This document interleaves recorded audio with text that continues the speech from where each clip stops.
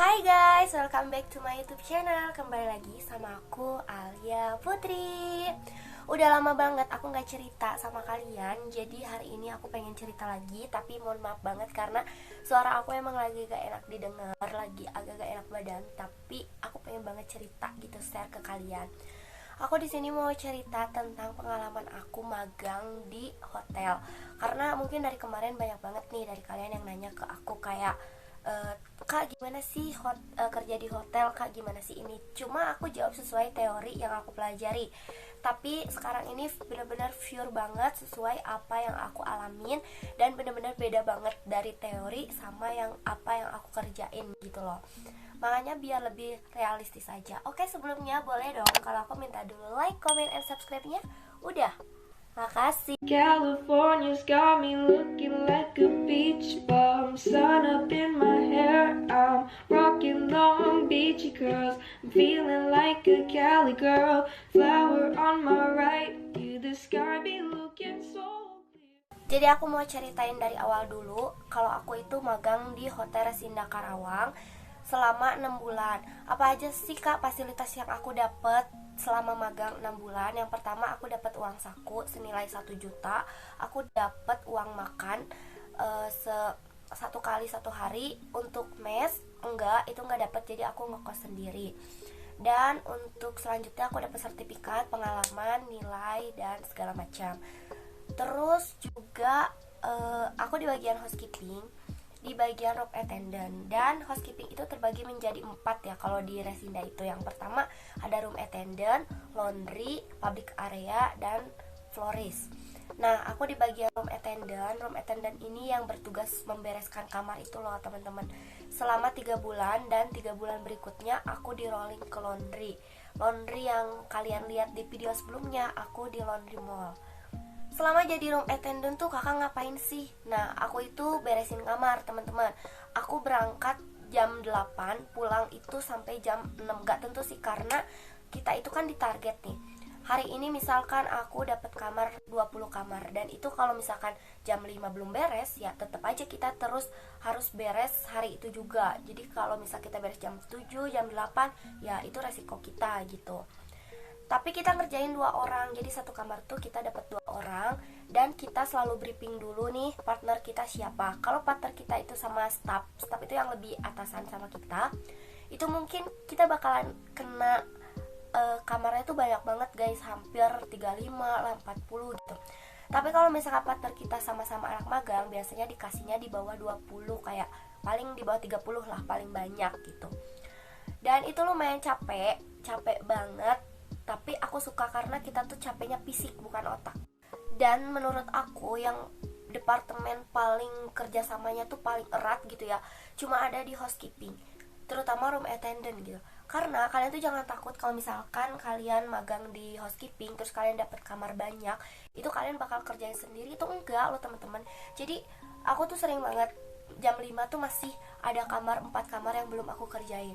Nah biasanya teman-teman aku pada ngontek gitu, berapa kamar lagi? Aku bilang masih 4 nih, gimana dong? Kamu udah beres? Udah nih aku ke situ ya gitu. Jadi mereka pasti pada peka gitu loh, pasti mereka bantuin. Karena kita juga gitu, kalau kita udah beres kita juga gak mungkin langsung pulang. Kita pasti ngerjain pekerjaannya teman-teman kita. Karena ya gimana ya, gak enak aja gitu misalkan kita udah beres tapi langsung pulang gitu, kayak gitu. Enaknya di housekeeping itu kayak gitu teman-teman. Terus kita itu sering banget dapet tips sama dapet masita. Kalian tahu kan masita, makanan sisa tamu, bener banget. Nah ngomongin soal tips, ini tuh banyak banget guys di housekeeping. Kayak tips uang sama tips masita, makanan sisa tamu. Tapi makanan sisa tamu ini bukan bener-bener yang udah dibuang gitu terus kita ambil, bukan yang kayak gitu ya.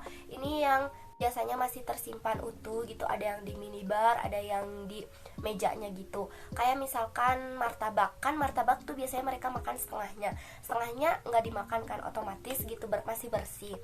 Nah biasanya itu kita daripada dibuang ya udah kita simpen aja ke troli gitu. Terus juga untuk uang itu paling gede 100.000 aku pernah dapat. Itu dibagi-bagi gak sih Kak? Misalkan kita dapat 100.000 terus kita bagiin, nggak kayak gitu guys. Jadi misalkan kita dapat tips nih, ya udah buat kita aja sendiri. Tapi kalau misal kita ngebersihinnya 2 orang ya otomatis kita harus bagi 2 karena ya kita kan kerja sama gitu, jadi 50-50. Tapi aku sempat dengar juga sih, pernah ada ini di hotel lain, katanya tuh tipsnya itu harus dikumpulin dalam satu box housekeeping gitu, dan nanti bakalan dibagiin ke anak-anak room attendant, jadi ke semuanya gitu. Tapi tergantung hotelnya sih sebenarnya. Kalau untuk Masita baru aku biasanya dibagi-bagiin. Jadi kita kayak ngumpulin makanan nih hari ini dapat apa aja di dalam troli. Terus abis itu dibawa ke kamar, karena kita tuh kayak basementnya itu di kamar ya, dikasih kamar gitu loh buat kita ganti baju dan segala macam. Nah di situ biasanya ini aku ada contoh deh kalau nggak salah, kayak kita tuh sering simpen makanan di minibar ini setelah kita beres bersihin kamar. Ini buat kita makan sendiri gitu loh teman-teman. Kak, kita tiap hari dapat tips gak sih? Jawabannya tuh enggak teman-teman. Jadi kita tuh gak tiap hari dapat tips gitu, bisa 2 hari sekali, bisa 3 hari sekali. Kalau Masita itu mungkin dibilang bisa tiap hari ya, karena mereka kan selalu ada makanan gitu. Cuma ya makanannya beda-beda, ada yang bisa dimakan, ada juga yang enggak, ada yang ya udah kita buang aja lah, ini udah nggak layak gitu. Tapi pasti ada makanan sisa kayak gitu. Nah kalau tips itu biasanya kalian gimana sih kak cara tahu gitu itu tuh tips atau emang uang dia? Nah kalau check out itu biasanya dia simpen di atas notes, jadi ada buku notes gitu kan. Nah abis dia nge-review apa sih, misalkan hotel ini bagus bla bla bla, terus dia di atasnya ada uang 20.000, ya itu berarti buat kita. Kecuali kalau uang itu ada di dompet dan itu tebel gitu, misalkan di atas apa gitu dan itu banyak, di luar dugaan lah, biasanya tips gak bakalan banyak-banyak. Nah itu mungkin uang ketinggalan. Nah jangan salah, jadi gak semua tamu itu bakalan tiap hari ngasih tips loh guys. Ada yang ngasih, ada yang enggak, gimana dianya aja gitu, gimana kitanya lah ya, balik lagi ke kitanya, pelayanan kita mungkin kalau bagus mungkin gampang juga dikasih tips. Ada juga yang ya udahlah gak usah dikasih tips gitu. Kebanyakan sih dikasih tips kalau mereka udah check out aja, daripada kalau misalkan kita kerjain sesuatu ada tamunya gitu, jarang banget. Apalagi orang Jepang guys, karena di sana tuh banyak banget orang Jepang kayak long stay gitu. Mereka itu punya moto hidup kayak gini, jadi dia nggak bakalan pernah ngasih uang ke sesama pekerja gitu, karena itu menurut dia kayak merendahkan suatu pekerjaan dia dengan uang segitu gitu. Misalkan dia ngasih 5.000 nih, ya berarti harga diri dia tuh segitu gitu loh. Prinsip orang Jepang tuh kayak gitu loh pokoknya. Jadi mereka benar-benar pelit banget kalau masalah uang. Paling kalau ngasih tuh kayak minuman, terus coklat, itu sering kalau kayak gitu. Oke lanjut. Ada sipnya nggak sih kak kalau di housekeeping itu atau di hotel tuh katanya kerjanya sip-sipan ya? Emang banget guys, benar banget. Di hotel itu sip-sipan. Jadi kalian tuh jangan kaget kalau misalkan kalian kerja di hotel, pulang kalian tuh malam. Emang kayak gitu. Gimana ya? Jadi ada sip pagi, sip siang, sama sip sore. Itu udah jelas banget, di departemen apapun juga ada gitu. Dan kalau di room attendant itu ada 3 shift juga sama, tapi aku biasanya dapat shift pagi terus karena aku cewek. Kalau cowok itu bisa shift 2 sama shift 3. Shift pagi itu dari jam 8 sampai jam 5. Terus kalau siang itu dari jam 3 sampai jam 9.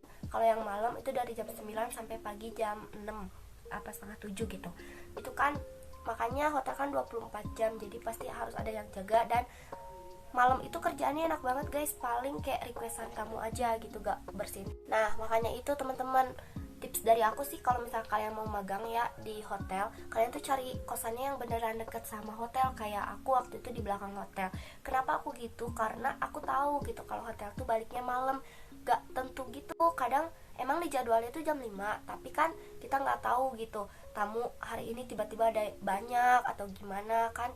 Jadi pasti pulangnya larut malam gitu, kali ya jam 9 atau jam 8. Nah jadi kita kan cewek gitu, jadi mendingan pilih yang deket aja sama hotel. Jadi enak, kalau mau pulang jam berapa juga tenang gitu loh, gak usah nunggu angkot, nunggu apa gitu, kita jalan kaki. Jadi aku ngerjain kamar tuh kan berdua, jadi kita tuh bagi-bagi, gak semuanya harus sama aku, enggak. Jadi kita udah kesepakatan nih dari awal, kamu kerjain yang di bedroom ya, aku yang di bed, oke. Nah berarti tugas kita ya udah di bedroom aja. Bedroom tuh kamar mandi teman-teman. Nah aku biasanya itu ngerjain gak asal loh teman-teman, di hotel itu benar-benar harus estetik banget. Kita harus ngerjain itu dari searah jarum jam gitu loh, nih gitu, secara gitu. Terus harus benar-benar bersih banget. aku sering banget dipanggil sama supervisor kayak di kontak ya, Al, kamu balik lagi nih ke 1711 soalnya ini masih ada debu loh gitu. Al, ini dong dipekum lagi ya, dan bla bla bla. Sering banget kayak gitu karena emang harus sebersih itu, bener-bener perfeksionis banget. Nah, dan nggak segampang itu loh nyimpen gelas di mana aja tuh enggak. Kita tuh harus bener-bener di kanan, logonya harus kayak gini lah, ini harus di tengah, harus kayak gimana sih. Misalkan nih kita lagi mau beresin kamar gitu ya, terus tamunya tuh ada di dalam nggak keluar, kan biasanya ada yang keluar dulu gitu, misalkan dianya ke restoran dulu makan atau segala macam, tapi ini malah diam di kamar, kan nanti otomatis kita bakalan canggung gitu diliatin. Gak usah malu sih sebenarnya, karena itu emang udah kebiasaan juga dan gak bakalan malu. Dan mereka juga ngerti gitu kalau kita ngerjain kamar, mereka pasti diem aja gitu, main HP dan segala macam. Sibuk bisnis, lagi kerjain tugas gitu, kita jangan ditanya sama sekali karena itu takut kita mengganggu atau gimana. Ya udah, kita fokus aja bekerja di situ, kita beresin kamar segala macam, gak usah tanya segala macam gitu. Balik lagi ke kita. Jadi itu dia teman-teman, cerita pengalaman kerja aku secara yang aku rasain gitu ya. Gimana? Tertarik gak? Kalau tertarik boleh yuk gabung di dunia pariwisata. Cuma emang dunia pariwisata sekarang emang lagi mati ya. Maksudnya kayak susah banget gitu nyari kerja. Gak cuma pariwisata sih, banyak banget yang emang lagi susah kerja. Tapi ya gak apa-apa, mungkin tahun depan insya Allah bisa lebih baik lagi. Dan aku juga sekarang lagi nunggu kerja. Alhamdulillah banget aku udah terima interview di Abu Dhabi. Tinggal nunggu proses selanjutnya, tinggal nunggu aku berangkat. Semoga aja ini bisa dilancarkan, amin. Oke teman-teman, segitu aja cerita dari aku. Semoga cerita aku bisa memotivasi kalian untuk semangat gitu loh. Jangan insecure, intinya itu harus percaya diri dimanapun kalian berada. Oke, see you, bye-bye. Terima kasih yang udah nonton.